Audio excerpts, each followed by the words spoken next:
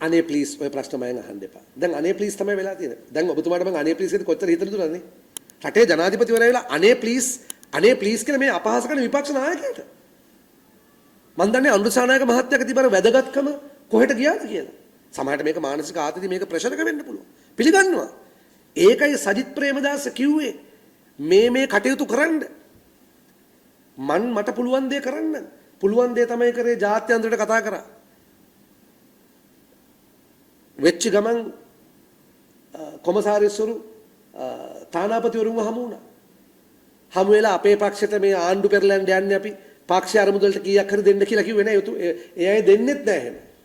කිව්වේ රටේ ප්‍රශ්න වලට උත්තර හොයන්න ආණ්ඩුවට උදව් කරන්න කියලා. මොකද බලය තියෙන ආණ්ඩුවට අපිට ආණ්ඩු බලය නෑ අපිට භූමිකාවක් දීලා තියෙනවා පාර්ලිමේන්තුව තුල සහ සමාජය තුල විපක්ෂ භූමිකාව. අපි ඒක කරන්නේ. ඉතින් සජිත් ප්‍රේමදාස මහත්මයා ඒ යෝජනාව කරනකොට උසුළු විසුලට ලක් කරලා එතුමාට අපහාස කරා. මේ වෙනකොට එතුමා කියපු දේ හරි නේද? එතුමා කියපු දේ හරි කියලා තමයි කියන්න තියෙන්නේ.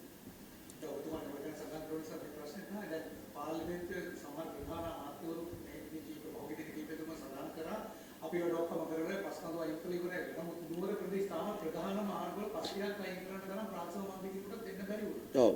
ඉතින් එතකොට මෙගටින් මෙතන ඔක්කොම කියන්නේ. එහෙනම් කොහොමද මේවට ගමේ මිනිස්සු තමයි ගොඩක් ප්‍රදේශවල තමයි තාම ප්‍රධාන මාර්ග ප්‍රශ්නතු තියෙනවා. ඔව්. අස්කඩයන්වල තාම සමානකම් විදුලිය නැහැ. ඔව්. අපි ආණ්ඩුව සඳහන් කරන්නේ සිල්දෝ දීලා තියෙනවා. දැන් වෙලා තියෙන්නේ අපි දන්නවා මේක කරන්න යම්කිසි කාලයක් යනවා කියලා. දැන් මං ජීවත් වෙන ගන්නෝර මුර්තලාව ප්‍රදේශයේ මුර්තලාවට ආයේ බස් යන්න බෑ. ඒ පැත්ත ඔක්කොම නාය ගිහලා තියෙන්නේ. අපි දන්නවා මේක ඕවර්නයිට් කරන්න බෑ කියලා. අපි දන්නවා ප්‍රමුඛත්වයේ දිය යුතු පාරවල් තියෙනවා කියලා. හැබැයි ආණ්ඩුවනේ මේ කියන්නේ අහවල් වැඩේ කරා මේක කරා කියලා ආණ්ඩුවනේ මේ කියන්නේ අපි චැම්පියන් කියලා. දැන් ආණ්ඩුවට මේක තරඟයක් වෙලා චැම්පියන් වෙන්න.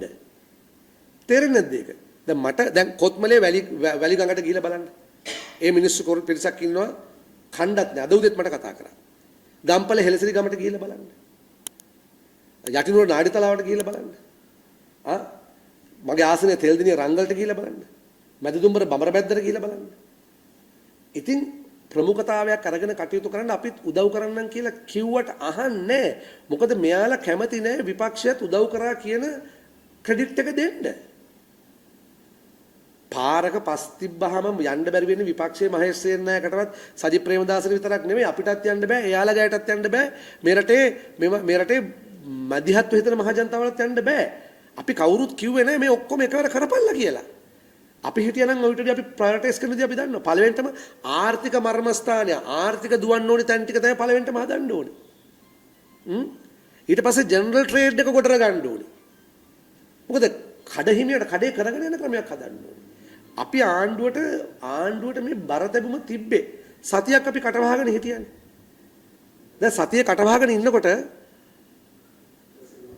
මේ සමාජ මාධ්‍යවල කරන අපහාස සහ නිନ୍ଦා බලන්න. ඒකද මේ බෞද්ධ රටේ අපිට නම් කොන්දපණ බෞද්ධ රට කියලා කියන්නේ යාට කියාගන්න බැරුණාට.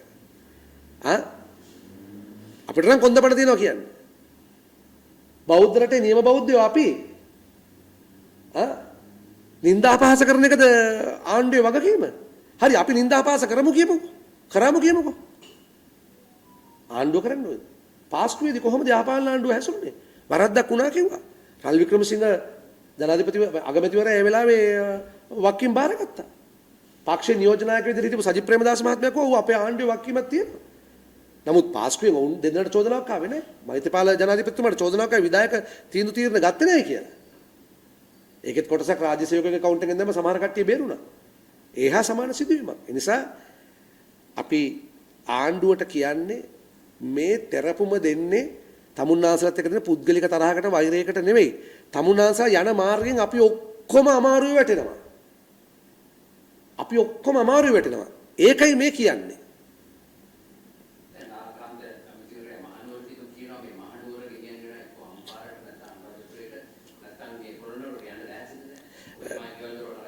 නෑ එහෙම යන්නේ නෑනේ.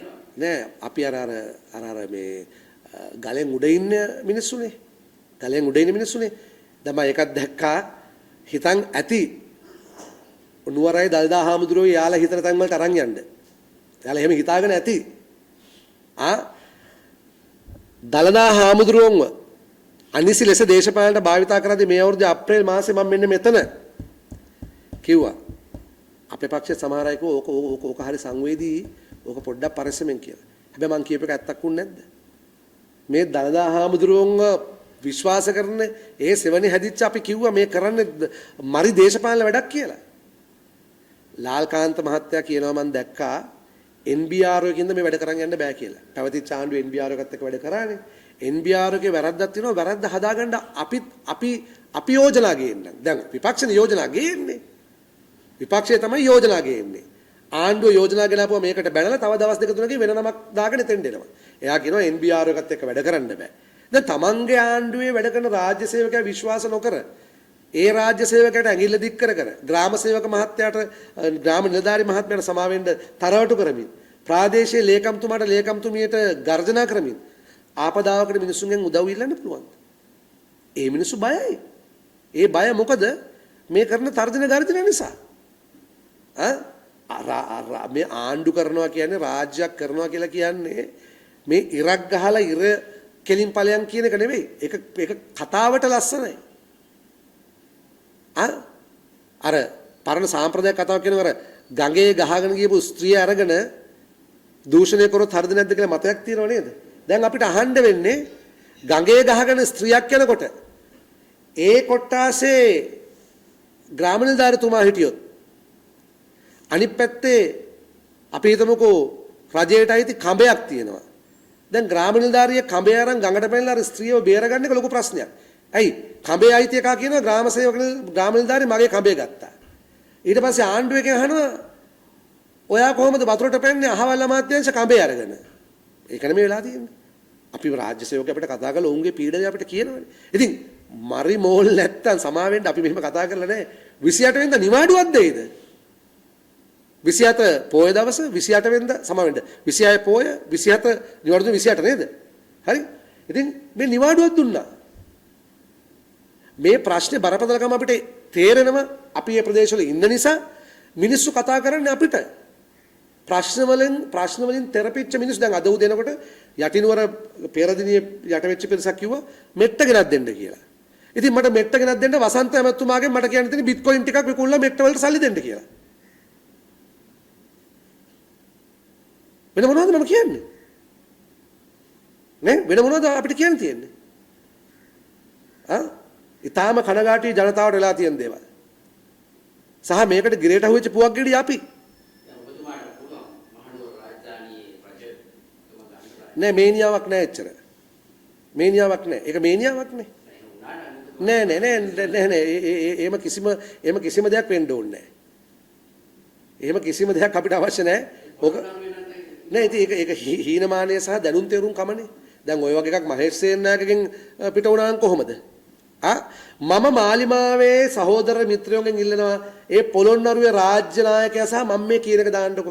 මේ දෙක කපලා දාන්න මම ඔට්ටුවක් දානවා මාලිමාවේ පේජ් වල දාන්න මේක දාන්න බෑ. ඒ රාජ්‍ය නායකතුමාට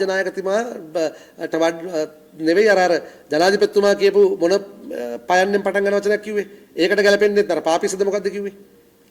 නැත්තම් මේ නියෝජ්‍ය ඇමති හරි කවුරු හරි වෙච්ච පුද්ගලයා කියනවා මම රාජ්‍ය නායකයා කියලා. ඉතින් මානසිකත්වයේ හිතන්නකො. ඕක තමයි භීෂණකාරී ත්‍රස්තකාරී හැඟීම. මගේ කොට්ටාසේ මගේ වෙයික්කේ මම මෑන්. අනේ අපේ පක්ෂ වලට නම් එහෙම නෑ. අපේ පක්ෂවල විනයක් තියෙනවා, වැඩ කරන කටයුතු ක්‍රමයක් තියෙනවා. රාජ්‍ය නායකයෝ, විපක්ෂ නායකයෝ එහෙම 10 12 දෙනෙක් නෑ. මේ නරක ආදර්ශ දෙන්නේ. මොකද්ද යවන මෙසේජ් එක? මම තමයි පොළොන්නරුව රාජ්‍ය නායකයා. මට කියලා කරන්න. මගෙන් තමයි මේක අහගන්න ඕනේ. ඒකනේ මේ කියන්නේ. ඉතින් ඊටාම කනගාටුයි. මම දන්නා මේකටත් ගොඩාක් අපහාස කරයි. අපහාස කරන එක තමයි පුරුද්ද. ඉතින් අපි ඒව දිහා බලලා මේ ඒ වෛරිය පිරිච්ච මහ ජනතාවට ධර්මයේ දෙනවා. මම කියනවා දල්දා හාමුදුරුවන්ගෙන් හැදිච්ච මිනිස්සු කියලා. දැන් අපි දැක්කා ඊයේ වෙලා ප්‍රාන්තයන්වල තවත් කතාවක් කියනවා මේ අපිට ඉන්න පුළුවන් තත්ත්වයට මේ නුවර වැඩ පිළිවෙල හදලා දෙන්න කියලා ඔහු ඉල්ලීම කරන එහෙම නැතුව ඔහු කියනවා එහෙම නැත්නම් මම යන්න අනුරාධපුරයට කියලා. ඒක ඔබතුමා දැක්කේ නැද්ද? නෑ ඒක තමයි අපේ වැරදින්නේ මේ යාළුවා කට්ටිය තෙන්ඩ ආවේ. එහෙනම් යාළුවට යන්න වෙනවා කොහොමදත්ම. ඊළඟට දිස්ත්‍රික්කයේ ඡන්දෙ ඉල්ලන්න වෙන්නේ නෑ. මොකද මම කිව්වනේ අපේ මාධ්‍ය කට්ටිය තරහ යද්දන මාත් එක මේ කියනවට එන්න ගම්පලට යන් මම එන්නම් යමු කොත්මලේට මමත් එක්ක වලදී මෙහෙමයි අර යාලා කර ත්‍රාඩ උන්ට එකට දාලා මගේ වාහනට ගලක් ගහයි මගේ වාහනට කළු තෙල් පාරක් ගහයි ඒ වගේ ජඩ වැඩ කරයි මම කියන්නේ යන්න කියලා ගිහිල්ලා බලන්න ගිහිල්ලා සැබවින්ම මිනිස්සුත් එක්ක කතා කරලා මේ ඔය ඉන්ෆ්ලුවෙන්සර්ස්ත් සෑහෙන්න මේකට කටයුතු කරන්නේ මේ ලයිව් යන්න ඕනි ප්‍රධාන පෙළේ ආයතන වල කියන ලයිව් යන්න අන්එඩිටඩ් යන්න ඕනි රයිට් අපිට බැන්නොත් අපිත් බාර ගන්න අන්එඩිටඩ් යන්න කියලා මම කියන්නේ මොන මම මාධ්‍ය ප්‍රධානීන්ට මම අභියෝගයක් කරනවා මේක ලයිව් යන්න මෙන්න මේ දවස් අපි ලයිව් වෙනවා වරෙල්ල තොපි ඔක්කොම සජබේ ඉන්න කට්ටියත් වරෙල්ලා ඔබ මේ දේශපාලනයේ උනන්දුවක් තියෙන හැමෝම වරෙල්ලා. එතකොට මිනිස්සු කියන දේවල් අහගන්න පුළුවන්. නැත්නම් මොකක් හරි මේක දැන් ජනතාධිකරණය මේක බාර දෙන්න වෙලා තියෙන. ඉතින් මිනිස්සුනේ මේ තීරණය ගන්න. ඉතින් මහ ජනතාවනේ පෙලෙන්නේ මෙතනින්.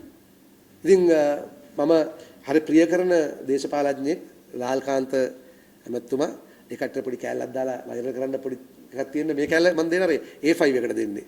ඒක දාන අන්න මහේෂ් මේ ලාල් ගැන හොඳට කිව්වා. ඇත්තටම හොඳ කනපොන අඩිපුඩි ගහන හොඳ මහ පොළොවේ පය ගහලා ඉන්න මිනිස්සෙක් මම හිතන්නේ එතුමාට තාතතිය ඇවිල්ලා තිනවා මොකද මහනුවර දිස්ත්‍රික්කයේ නායකයා මහනුවරකදී හරි අමාරුකාරයෝ ඉන්න පැත්තක් නේ අපි වගේ උන් ඉන්නේ කොන්ද පර මේ කොන්ද නමක් නැහැ බොරු කියන්න බෑ රයිට් නුවර මිනිස්සු දැන් හොඳට තේරුම් අරගෙන ඉන්නවා මොකද්ද සිද්ධ වුණ හානිය මොකද ඔය ගඟෙන් පෝෂණය වෙච්ච මහා ජන කොට්ටාසයක් ඉන්නවා ගඟේ වතුර වැඩි වෙනකොට ඒ වැඩි වෙනවා කියලා දැනෙන මිනිස්සු ඉන්නවා එහෙම දැනෙච්ච සෑහෙන ප්‍රමාණයක් එතනින් ඉවත් වුණා එතනින් මේ ඉවත් වුණා මම බොරුනම් කියන්නේ ගම්පල නගරාධිපති ඉරුක විරත්න අපේ නගරාධිපති අපේ ගම්පල සංවිධායක අශෝක අමරසේන මම කිව්වා මේ ප්‍රෙස් එකට එන්න බෑ මල්ලි මට වැඩ තියෙනවා එහෙ කිව්වා ගිහිල්ලා එයාලට කතා කරලා බලන්න එයාලට කතා කරලා බලන්න කනගාටුයි නේ මම හිතන්නේ ඔබතුමාලා තමයි ඔය කුමන්ත්‍රණය කරන්නේ ලාල්කාන්තතුමා වේලව ගන්න ඕනේ මොකටද දෙලව ගන්නේ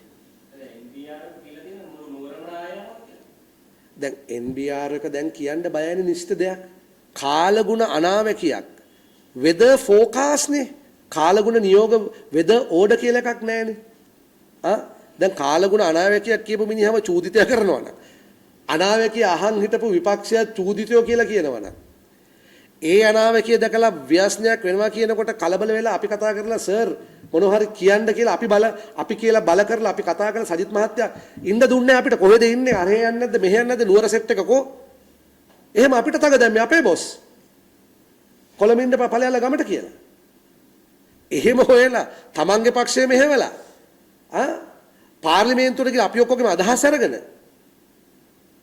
IMF එකට අපි කතා කළ යුතුයි කොමසාරිස්ට ඩිප්ලොමැට්ස්ලා රාජතාන්ත්‍රික නිලධාරීන්ට කතා කළ යුතුයි අපි ගිහිලා ආණ්ඩුවේට මේ වෙලාවේ රට බේරගන්න යෝජනාවක් කළ යුතුයි කියන පිවිතුරු මේ චේතනාවෙන් කරපු මිනිස්සයාට මඩ ගහන එකනේ මෙයාලා කරන්නේ සජිත් මහත්තයා ගිහිල්ලා කිව්වේ ඒකනේ නැත්තම් කුහක්කමට ඉන්න තිබ්බනේ කුහක්කමට එතුමාට තිබ්බනේ ගිහිල්ලා ඉවරලා මොකුත් කතා නොකර ඉන්න දැන් එතුමා කියපු යෝජනාව වැරදිද කිව්වේ හදිසිය අයවැය ගේන්න අවශ්‍ය නැහැ හරි අයවැයක් ආපදා තත්වයට හදන්න ඒ අතර වාරේ පරිපූර්ණක ඇස්තමේන්තුවක් ගේන්න මේක වැරදි කියලා කවුරු කෙනෙක් ඔප්පු කරොත් මාධ්‍යංශ කට්ටිය ලියලා තියාගන්න ලොක්කට කියන්න මම ආයේ දේශපාලනය කරන්නේ නැහැ සජිත් ප්‍රේමදාස කියපු කතාව වැරදි කියලා තාක්ෂණිකව ඔප්පු කරන්න මේක කපලා යවන්න ලොක්කට හරිද මම දේශපාලනය කරන්නේ කරන්න අවශ්‍ය නැහැ මල්ලි ඒ පරම සත්‍ය කියපු මිනිහත් බොරුකාරයෙක් කියලා කියනවනේ මේ අපේ ලොක්කට විරුද්ධව කටයුතු කරන කට්ටියත් ඇති ජනාධිපතිට කැමති කට්ටියත් ඇති සජිත් ප්‍රේමදාස දවස් මට කියන නොවැම්බර් 27යි 27 පාර්ලිමේන්තුවේ කියපු කතාවේ කෑලි ටික වැරදි කියලා ඔප්පු කරන්න කියපු වැරදි ටික ඔප්පු කරන්න එතුමාගේ ඉංග්‍රීසි වලට එතුමාගේ පියාට එතුමාගේ බිරිඳට දරුවට අපිට අපහාසකට කමන්නේ සජිත් ප්‍රේමදාස කියපු මොනවා හරි වැරද්දක් තියෙනවා නම් වැරදි කියලා කියන්න හැබැයි මම කියනවා මේ ජනාධිපතිතුමා මේ කන්නේ පච ඕන උසාවියකට කරගන්න කියපු පච ගාන මම ඔප්පු කරලා පෙන්නන්න කියපු පච ගාන මම ඔප්පු කරලා පෙන්නන්න තවත් ප්‍රශ්න මොනවාද තියෙනවද නෑ පාඩුවේ නම් ඉන්න බෑනේ ආසනේ මිනිස්සු කතා කරනවා වැඩ කරපු ආසන කට්ටිය කතා කරනවා එන්න පාරවල් නෑ කියලා කියනවා ඇවිල්ලා දැන් අහපින්ද කියනකො මල්ලි දැන් සමහර ගෙවල් වලට ඇවිල්ලා රාජනිලධාරි එයාලා පව් එයාලා නියෝග මේ ගම් වතුරෙන් යට වුණ කියලා ඔක්කොම දන්නවා. පින්තූර ඉල්ලනවලු.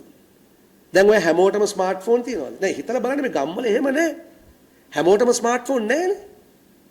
පින්තූර ඉල්ලනවලු. සාක්ෂි යකෝ රටක් දන්නවා මේ කොටස යට වුණා කියලා. දැන් මගේ ගමේ තර අලුත් කුඹුර කොට්ටාසේ කට්ටිය රණබිම රෝයල් එකට 10 පාරක් විතර ගෙන්නලා. හරියට මම කියන එක මම මේ කියන ඒවා බොරු නම් බොරු කියන්නේ මේ ගම්පලම යට වුණා කියලා දන්නවා. මේ මොකද පෝරමවල් 10ක් විතර පුරවන්න කියනවා. ඒ රාජනිලධාරිගේ වැරද්ද නෙමෙයි. ඒ තරම් ඔවුන්ට මේ අඩන් තෙට්ටම් කරන්නේ. මේ වෙලාවේ ඒකද කරන්න ඕනේ. මහා ජනතාවට වද කරන එක දැන් එක යායක් යට වුණා කිව්වහම මේ කියන ෆොටෝ ගේන්න. මේ මිනිස්සු දිවි බේරගත්තේ බොහොම අමාරුයි. අඩුම තරමේ වෙච්ච දේ දන්නේ නැහැ. නොවැම්බර් 26 පාන්දර වෙනකොට 27 වෙනකොට ටෙලිෆෝන් ලයින් වැඩ කරේ නැහැ.